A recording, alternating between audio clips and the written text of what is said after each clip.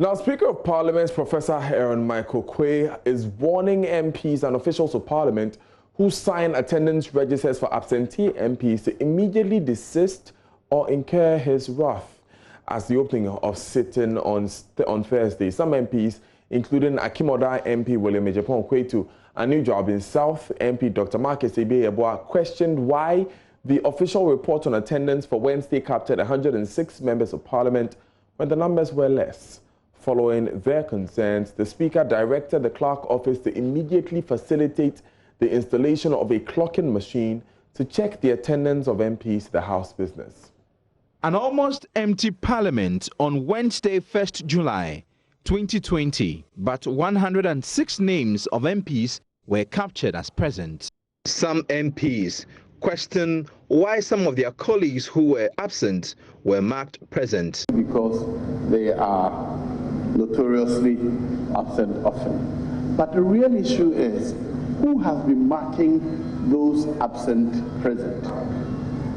Is it the table office? Because indeed, every member has to sign in to show that he or she is present. It's somebody signing in on their behalf. If that is happening, those persons are the ones we must look out for. Because And the table office often sends people around. Those who don't go in to sign, they bring their register for you to sign.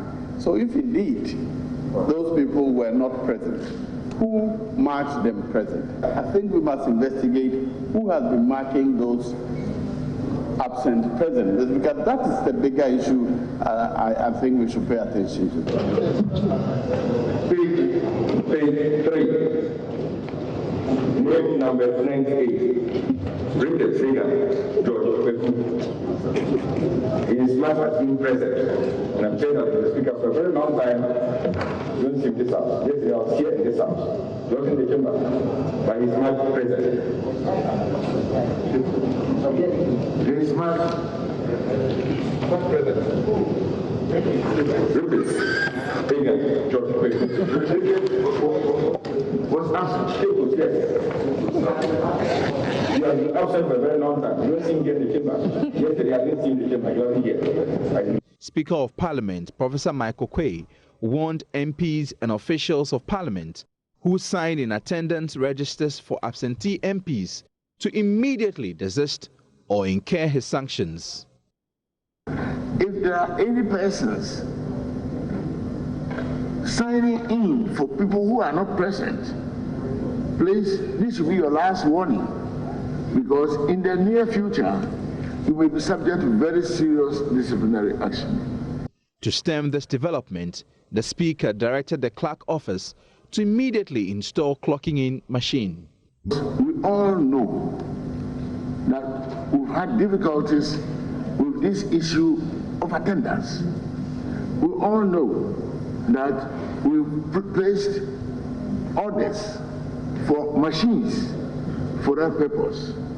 Mr. Clerk and the administration, I charge that you must facilitate the arrival of these machines for our purposes. But until the clocking-in machine is installed, some honorable members of the House will continue to beat the system.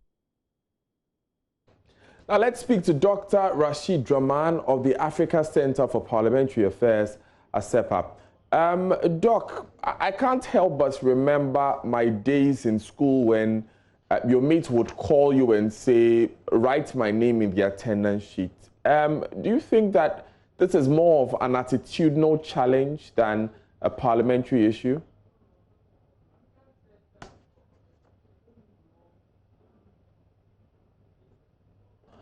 Dr. Rehman, if you can unmute yourself at your end.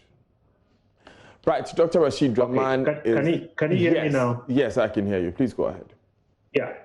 So I was just saying that it is both an attitudinal issue, and then it's also, if you like, a challenge that has been confronting our parliament for many, many years now. I think this issue is not new. I don't even know why, up to now, Mr. Speaker is not sanctioning both members of parliament as well as the staff who are involved in what I would call this unethical behavior. Somebody doesn't show up for work, he's marked as present. I think that is fraud. I mean, if we can put it in very simple terms. And I believe by now, given that this has been a perennial problem, by now Parliament would have installed these biometric machines so that it can read the finger of only a particular person. Then we have a situation where nobody can sign for you.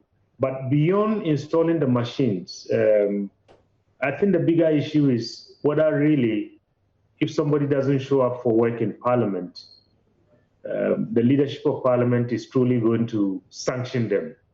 I think that we want to live to see that day.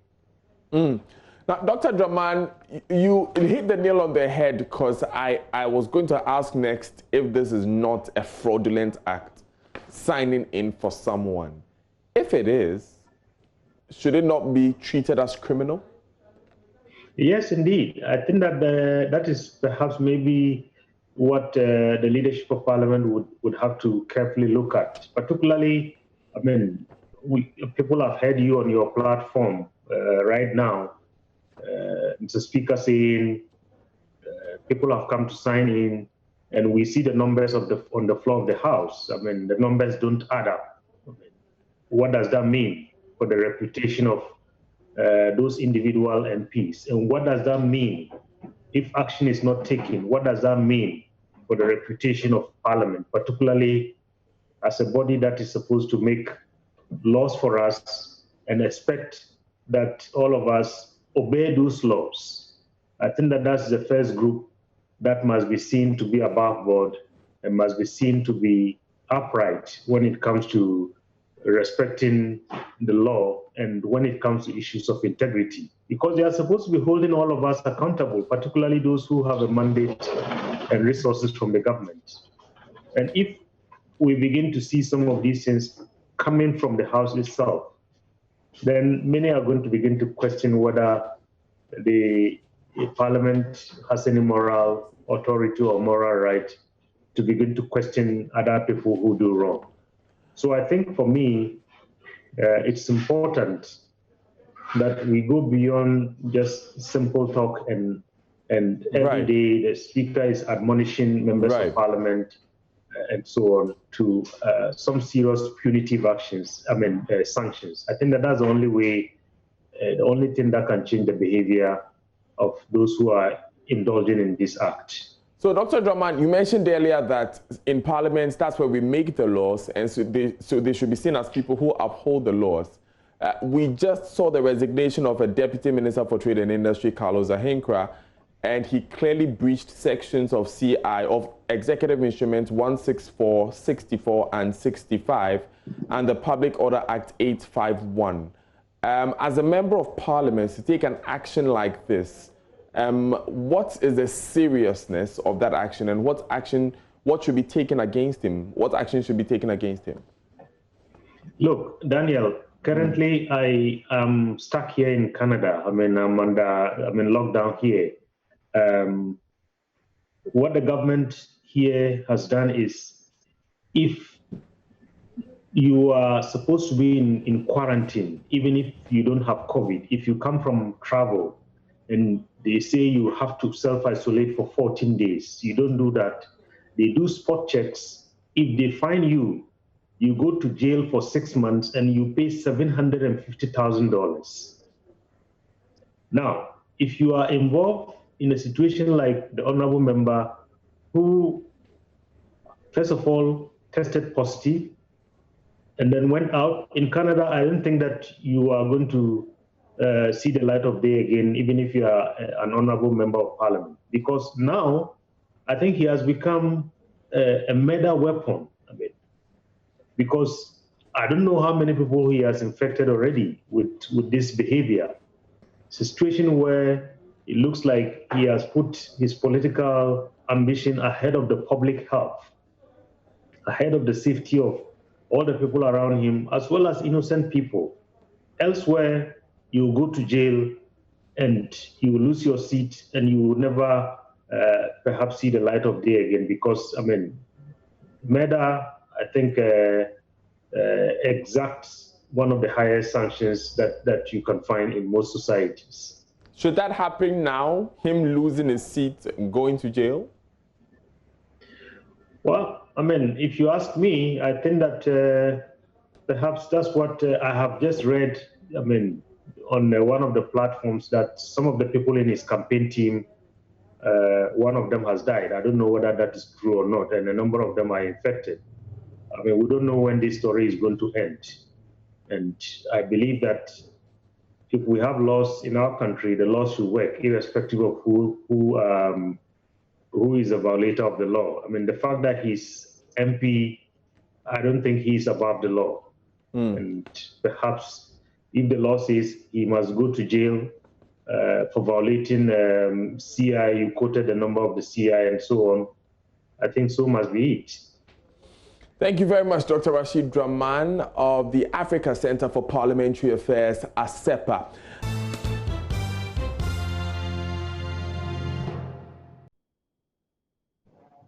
Now, in other news, newly elected executives of the Ghana National Association of Small-Scale Miners have been urged to engage relevant agencies to streamline the operations. Mahmoud Mohammed Nuruddin has more from the swearing-in ceremony of the executives. The small-scale mining sector is an important socio-economic area for rural development in many developing countries like Ghana. It represents a crucial livelihood and income source for the extremely poor local population. Justice Akroria says the impact of the miners from rural development to revenue generation cannot be overlooked. The increase of revenue, serving as a source of income, etc., cannot be overlooked. I would entreat you also to comply with government policies, regulations, and guidelines concerning your sector and effectively give out what is expected of you. I humbly entreat you to always prepare effectively, I'm talking to the executive, for meetings to enable you to participate effectively to improve your own sector.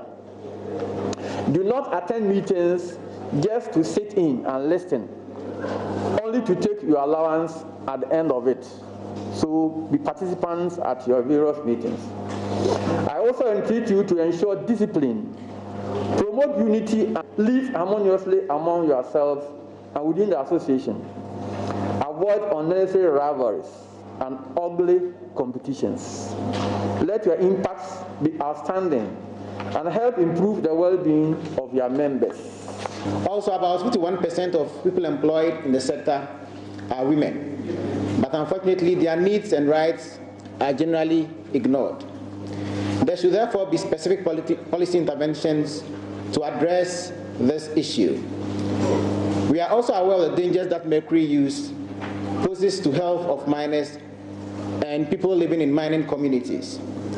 We should together promote mercury-free processing technologies in small-scale mines. That's the opening of another chapter. President of the association, Philip Kwasi Akufo, urges members to continue to practice sustainable mining and avoid causing havoc to the environment. The association is going to work seamlessly with the Minerals Commission and other state agencies to promote sustainable mining and discourage illegal mining.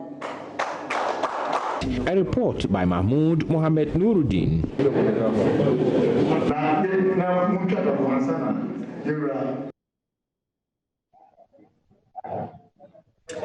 And we have more coming up at the top of the hour on the marketplace. Do stay tuned. That's it for business.